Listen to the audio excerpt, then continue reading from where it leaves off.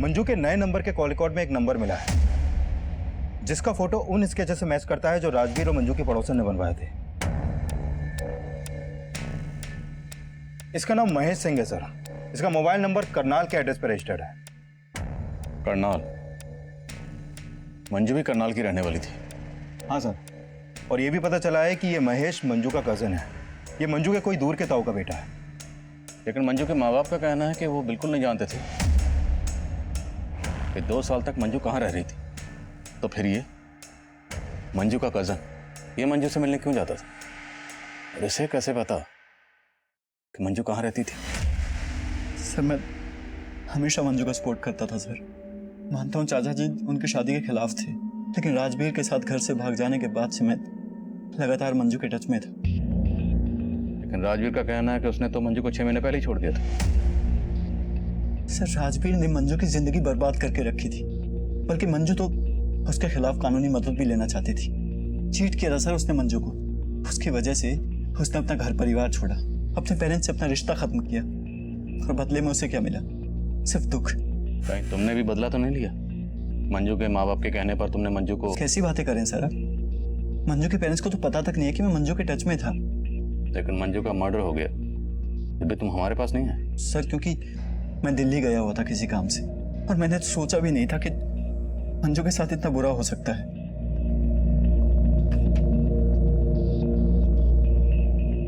इसे जानते हो? नहीं सर, और वैसे भी मैं पानीपत में कम ही आता था। मंजू ने कभी तुम्हें कुछ ऐसा बताया कि तुम्हें अजीब लगा? सर मंजू ने राजवीर के अलावा कभी किसी की बुराई नहीं की। मुझे लग रहा है शायद राजवीर ने ये कांड किया है, क्योंकि मेरी नजर में वही एक ऐसा लड़का है जो किसी भी हद तक जा सकता है।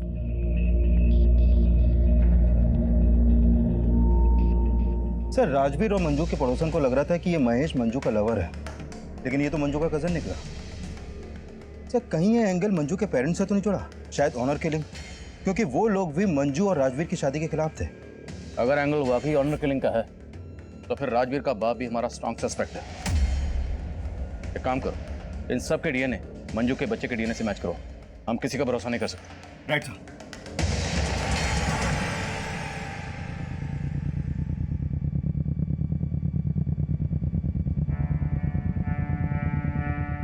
मंजू पापी नहीं थी। क्या बकवास कर रही हो? सच बोल रही हूँ, आपने तो उसे भुला ही दिया था, लेकिन मैं 2 साल से मंजू की शक्ल देखने के लिए तरस रही थी, और आपने मुझे मंजू से दूर रखा। टुकड़े टुकड़े करके किसी ने उसे जानवर की तरफ फेंक दिया, और आखिरी बार में उसे कलेजे से लगा के रो भी न पाई। मंजू हमारा अतीत थी। वो 2 साल पहले ही हमारे लिए मर चुकी थी। अब उसकी जगह हमारी यादों में भी नहीं होनी चाहिए।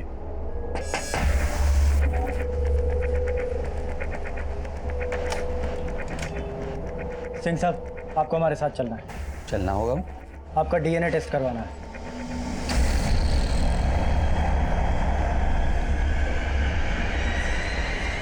राजवीर, तू वाले सोच रहे तेरी लुगाई मंजू के पेट में मेरा बच्चा है।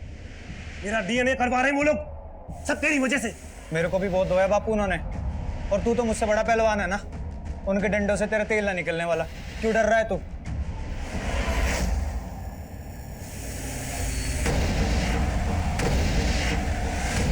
जब मियाँ बीवी राजी तो क्या करेगा काजी? दीदी मैं बोल रही हूँ, मान लो मेरी बात। भूल जाओ मम्मी पापा क्या कहेंगे और भाग जाओ जगल जीजा जी के साथ। बाकी की सारी सेटिंग मैं कर दूंगी पक्का, ठीक है? ए छोरी, क्या सिखा रही है अपनी बहन को? अजी सुनते हो? जल्दी आओ। क्या सिखा रही है? हाँ बोल, क्या सिखा रही है? देखो क्या, क्यों चिल्ला रही हो? ये दोनों बहनें मिलकर क्या प्लान बना रही है? ये उस लड़के को जीजा जी बोल रही है, और इसे बोल रही है उसके साथ भाग जा। मैं ऐसे कैसे भाग जाएगी? मैं क्या बावली पूंछूं?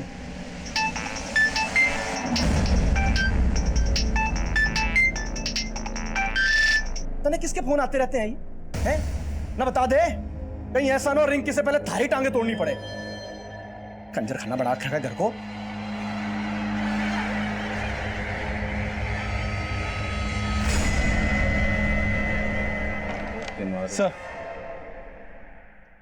सर रोजी के कॉल रिकॉर्ड में मंजू या मंजू से जुड़े किसी भी इंसान का नंबर नहीं मिला। रोजी के बैकग्राउंड में कोई लवर? फिलहाल तो ऐसा कुछ सामने नहीं आया। सर रोजी की कॉल रिकॉर्ड में किसी कॉल सेंटर का नंबर भी नहीं मिला। पर रोजी की माँ का कहना है कि रोजी कॉल सेंटर में काम करती थी। सर मैंने रोजी की कॉल रिकॉर्ड अच्छे से स्टडी की है। अक्सर रात के वक्त रोजी का फोन रेड लाइट एरिया में एक्टिव रहता था। रेड लाइट एरिया तो मतलब रोजी, एक काम कर, जिन जिन रेड लाइट एरिया में रोजी का नंबर एक्टिव रहता था वहां पूछताछ कर। सर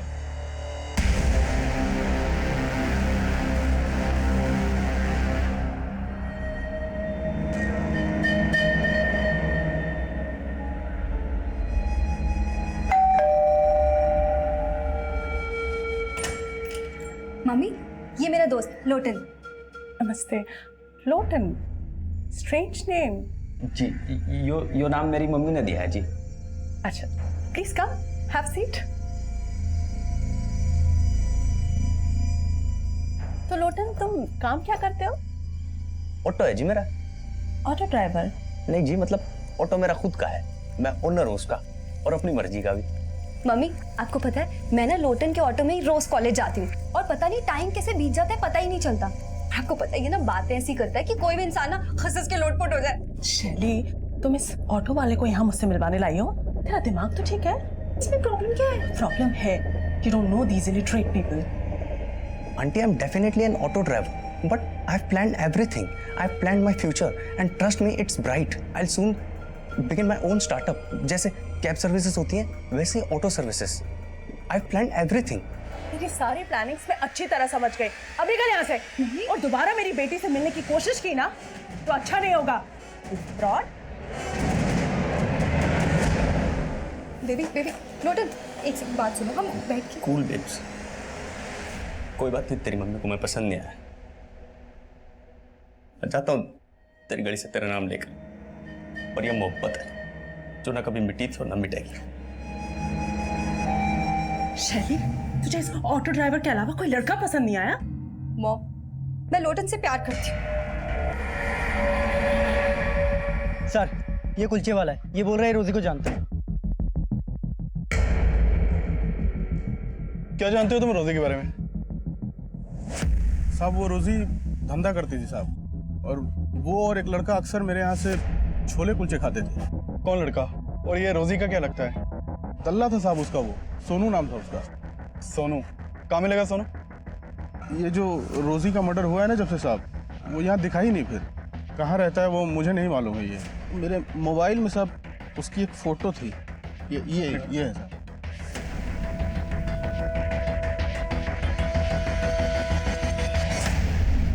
खा लो। मुझे नहीं खाना। थोड़ा सा खा लो। नहीं, जब तक मम्मी नहीं आएगी मैं कुछ नहीं खाऊंगी।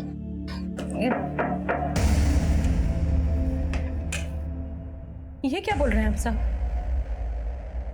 रोजी ऐसी लड़की नहीं थी।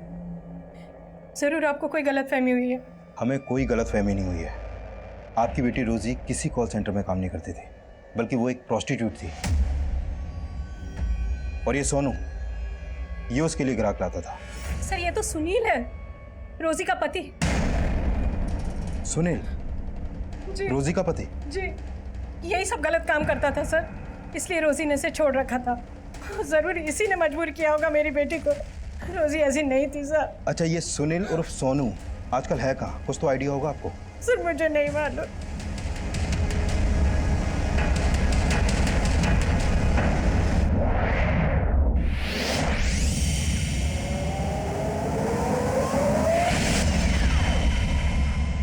साहब, उस रोजी को ना ये धंधा अच्छा नहीं लगता था। तो क्या सोनू उससे जबरदस्ती काम करवा रहा था? वो तो अपनी बेटी को बढ़ाने के लिए, उसको पालने के लिए सब करती थी। सब वो हमारे साथ ना बहुत टाइम से धंधे पे थी। सब वो तो उसके लिए और हमारे लिए ग्राहक लेके आता था। ये सोनू मिलेगा कहाँ, तुम्हें मालूम है? उसका फ़ोन तो कई दिन से लग नहीं रहा है, लेकिन हाँ, उसका एक दोस्त था जाकिर, उसके घर पे उसका आना जाना था। जाके उससे बात करो। कहाँ रहता है जाकिर?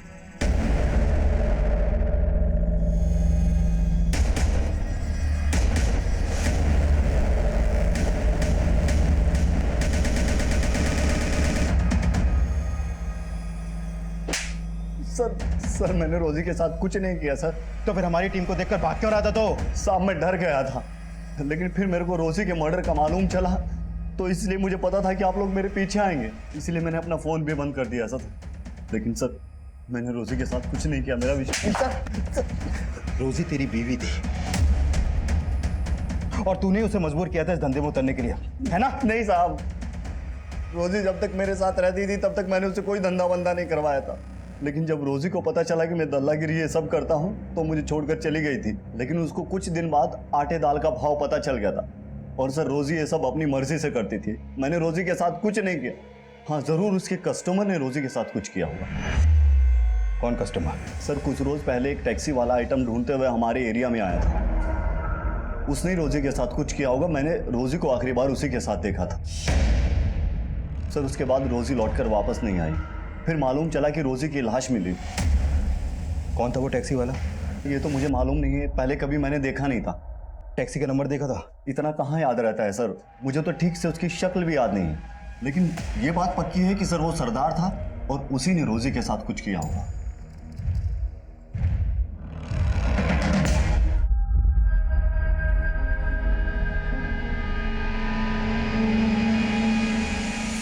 सर सोनू ने जिस एरिया में उस टैक्सी वाले को देखा था वहां पर कोई सीसीटीवी है ही नहीं। नहीं, ऐसा तो नहीं कि सोनू ने खुद ही किसी नफरत की वजह से अपनी बीवी का कत्ल किया फिर उसके पास वो शायरी छोड़ दी। लेकिन सर मैंने सोनू की हैंडराइटिंग भी शायरी की लिखावट से मैच करके देखी है, मैच ही नहीं हुई है। अगर सोनू सच बोला है तो पॉसिबल है कि मंजू ने उसी सरदार की टैक्सी हायर की हो जिसकी रोजी ने की थी, क्योंकि दोनों की मॉडस ऑपरेंडी सेम। सभी टैक्सी स्टैंड पर पता करो, एक सरदार टैक्सी वाले को ढूंढना मुश्किल नहीं होना चाहिए। राइट।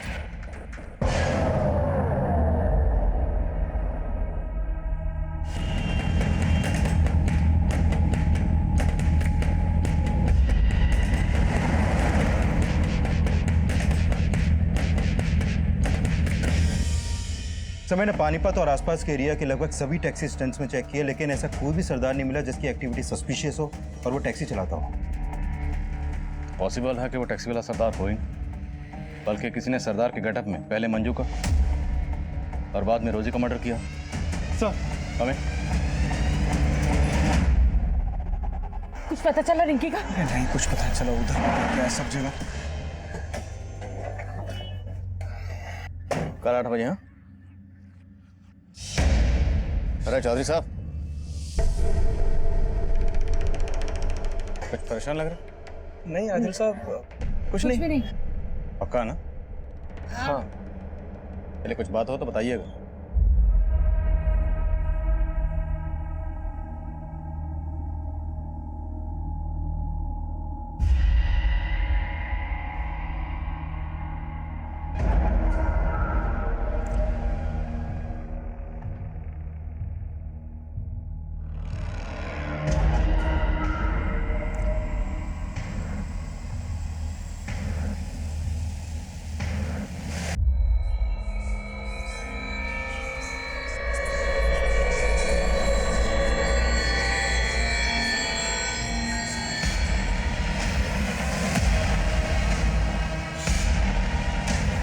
पुलिस की ड्यूटी में क्या हाल किया मेरा, न क्रिमिनल मिला न मेडल, इधर से उधर बस खाक छानते रहे। वाह वाह, जरूर बोल दीजिए आदिल साहब, क्योंकि अब इस चौथी लड़की की लाश ढूंढते ढूंढते तोते उठ जाएंगे आपके।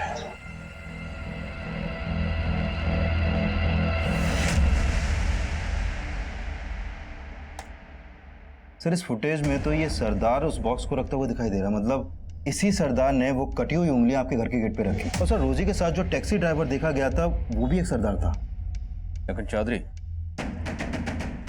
ये बंदा सरदार नहीं, नकली सरदार है। इसने भेष बदला हुआ है और ये जो भी है मुझे चैलेंज कर रहा है। हाँ कुमार। सर आपके नाम पे एक लेटर आया है और उसके ऊपर पोस्टमार्टम रिपोर्ट लिखा हुआ है।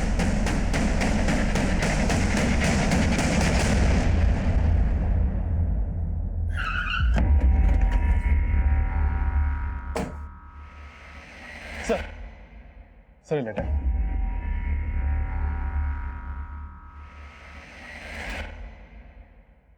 आदिल साहब, ये उस चौथी लड़की की पोस्टमार्टम रिपोर्ट है जिसकी उंगलियां आपको आपके घर पे मिली होंगी। इस लड़की की मौत एक्सेसिव ब्लीडिंग की वजह से हुई। उसके बाद उसकी 10 की 10 उंगलियां काट दी गई। मौत 7 मई की रात को हुई और उसी रात आपके मोहल्ले की एक लड़की गायब हुई।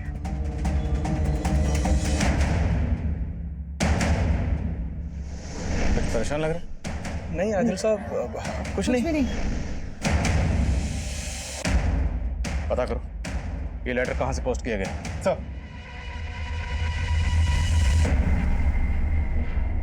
सब जगह देख लिया उसको, है ही नहीं वो कहीं पे। समझ नहीं आ रहा कहाँ ढूंढे उसको जाके।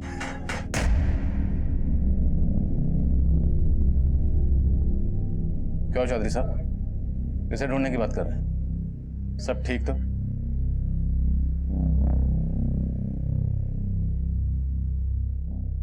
रिंकी कहाँ है? आदिल साहब, समझ में नहीं आ रहा किस मुंह से बोलो। बोलिए क्या बात? रिंकी एक लड़के के साथ भाग गई। किस लड़के के साथ? जुगल के साथ। एक नंबर का लफंगा है। अब ना उसका फोन मिल रहा है और ना ही रिंकी का। कहाँ रहता है जुगल?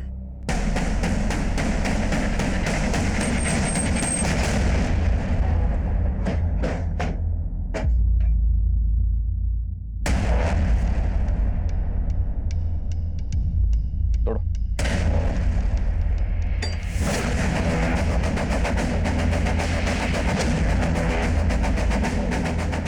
चेक करो सब जगह।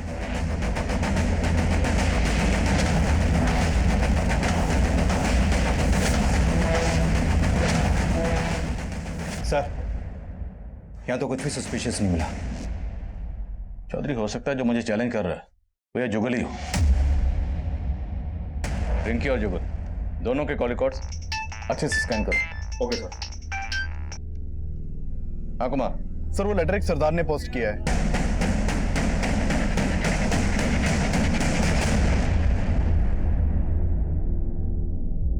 ये जुगल या जुगल से कनेक्टेड कोई हो सकता है कि मेरे पड़ोस में रिंकी के अलावा और कोई मिसिंग नहीं है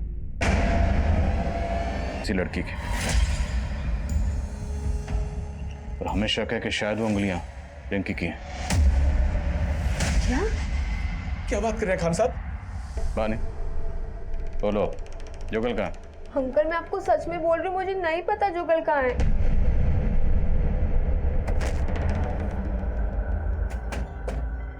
मुझे खत लिखने वाले का कहना है कि उसने मेरे पड़ोस की एक लड़की को मार डाला।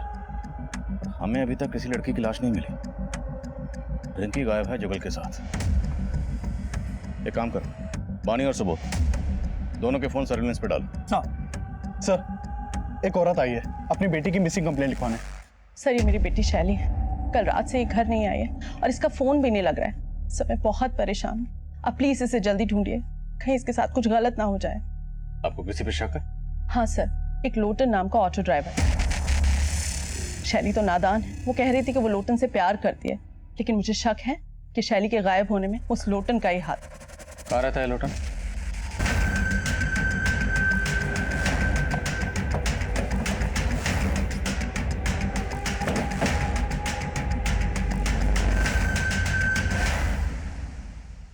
ताला तोड़वाओ।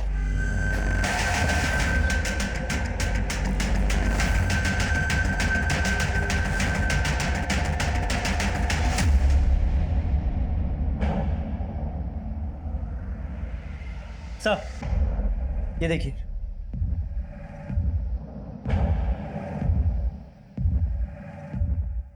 सर, ये देखिए, यहां पर भी ब्लड के ट्रेसेस हैं। लेकिन सर, ये ब्लड सूखा है, जबकि लोटन की बॉडी पर जो ब्लड है वो बिल्कुल फ्रेश है। ये ब्लड किसका है?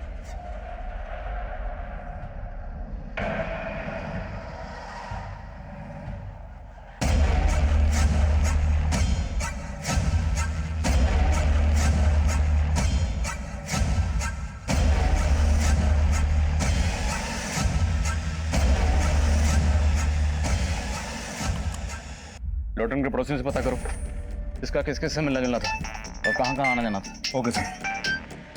हाँ बोलो कुमार। सर, जिस एरिया में रिंकी का फोन बंद हुआ था उस एरिया में रिंकी की लाश भी मिली है।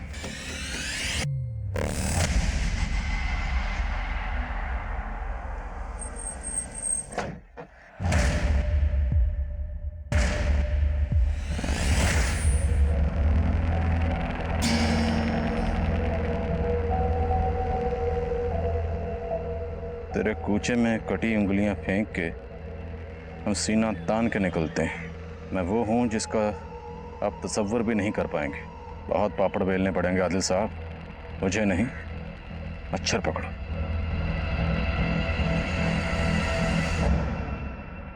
कुमार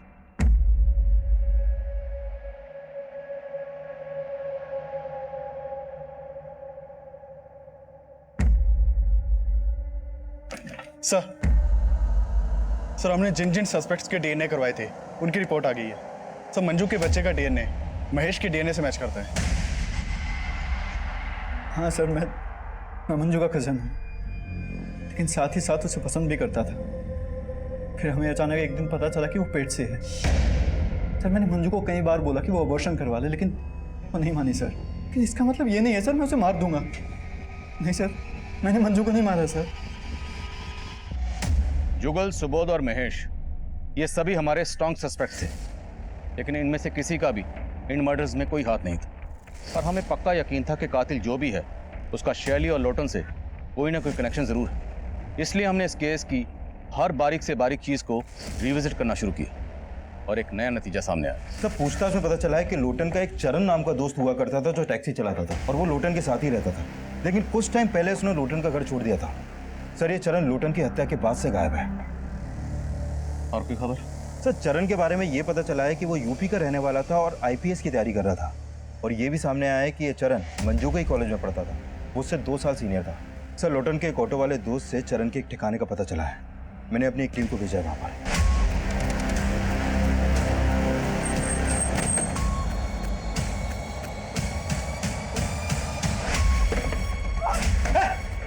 पकड़े से पकड़ो, लेके जाओ।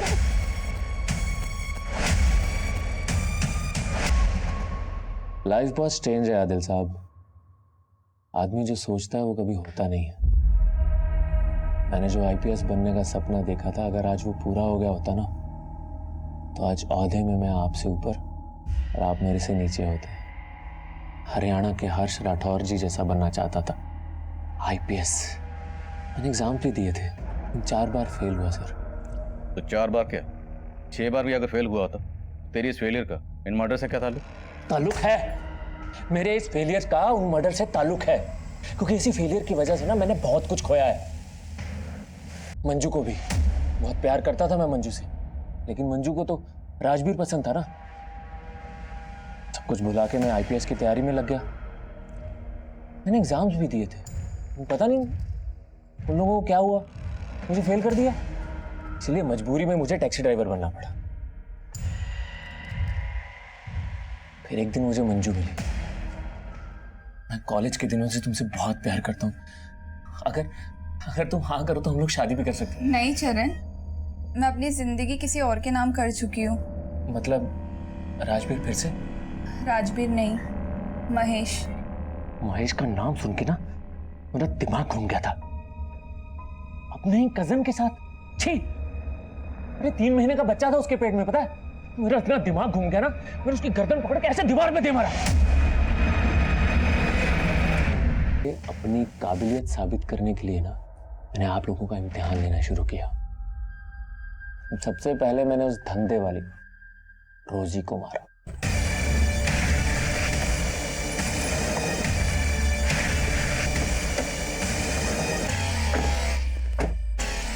ये कहाँ लाए हो तुम मुझे? जो मारने के लिए। चल। ये क्या कर रहे हो? चल। क्या कर रहे हो? तू लाश के पास गाजर खाकर क्यों फेंकता था? चैलेंज था सर। आप पुलिस वाले हैं तो थोड़ा चैलेंज तो बनता है ना, लेकिन आप तब भी नहीं पकड़ पाए। फिर मैंने आपको दूसरा चैलेंज दिया। रिंकी टैक्सी का वेट कर रही थी, मैंने उसे भी उठा लिया और ये क्या कर रहे हो? बड़ा मजा आ रहा था मुझे आप लोगों के दिमाग के साथ खेलने में, लेकिन साला दिल के चक्कर में हार गया। वो लोटन था ना, साला बार बार मुझे चिढ़ाता था शैली का नाम लेके। मैंने सोच लिया कि अगर मंजू नहीं मिली तो क्या हुआ, इसकी शैली को छीन लूंगा।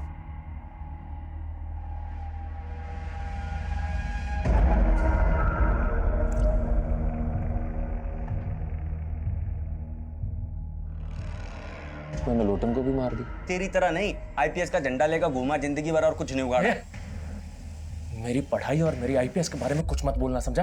तू नहीं जानता मैंने कितनी मेहनत की है आईपीएस बनने के लिए। काय की मेहनत? 20-25 हजार की नौकरी कर रहा होता अगर मुझसे थोड़ी बहुत इंग्लिश सीख लेता तो। ऑटो ड्राइवर तेरी, तू मुझे अंग्रेजी सिखा, तू मुझे अंग्रेजी सिखाएगा। लोटन को मारने के बाद मैंने शैली को भी उठा लिया। शैली बस मेरी होने ही वाली थी कि आप लोग आ गए और मुझे उठा के यहां ले आए। क्या बनना चाहता था? IPS, Indian police service. Police वाला बनना चाहता था, लेकिन इतना भी नहीं जानता कि कानून किस तरीके से काम करता। जानता तो ये जरूर पता होता कि मुजरिम कितना भी शातिर क्यों ना हो, एक ना एक दिन कानून के हत्थे जरूर चढ़ता है। चरण आज भी सलाखों के पीछे अपने गुनाहों के लिए सिर्फ सिस्टम को ही कसूरवार समझ रहा है, जबकि सच ये है कि इंसान अपनी हालत और हालात के लिए खुद भी जिम्मेदार होता है। किसी इंसान की कामयाबी का फैसला इस बात पे भी होता है कि उस इंसान ने अपनी गलतियों से क्या सीखा। ये केस मंजू के मर्डर से शुरू हुआ था।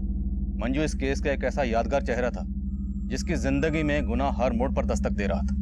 राजवीर को ठीक से समझे बिना मंजू ने अपने पेरेंट्स को छोड़ दिया, और राजवीर से धोखा खाने के बावजूद मंजू महेश की नीयत को नहीं समझ पाई, और चरण को अपना दोस्त मानकर उसने चरण के सामने अपने माजी के सारे पन्ने खोल दिए, जिसने चरण की नाकाम सोच में आग में घी डालने का काम किया।